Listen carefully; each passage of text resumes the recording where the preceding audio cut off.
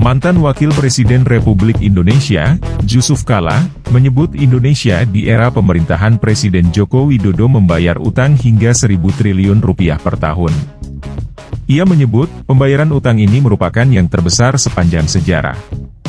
Pernyataan tersebut disampaikan Jusuf Kalla saat berpidato dalam HUT ke-21 Partai Keadilan Sejahtera di Istora Senayan, Jakarta. Benarkah apa yang disampaikan Jusuf Kalla? Dilansir dari katadata.co.id, pembayaran utang pemerintah terbagi menjadi dua, yakni pembayaran atas bunga dan cicilan pokok utang.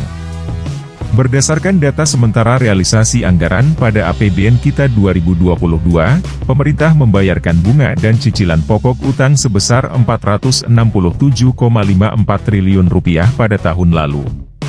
Ini terdiri dari pembayaran bunga utang Rp386,34 triliun dan cicilan pokok utang Rp81,2 triliun. Realisasi pembayaran bunga dan cicilan pokok utang pemerintah pada tahun lalu terus meningkat dibandingkan pada 2020 dan 2021. Sementara Kementerian Keuangan RI melaporkan, posisi utang pemerintah Indonesia mencapai Rp7.879,07 triliun per 31 Maret 2023. Adapun rasio utang terhadap produk domestik bruto mencapai 39,17%. Utang pemerintah selama era pemerintah Jokowi memang meningkat cukup tajam, terutama selama pandemi COVID-19.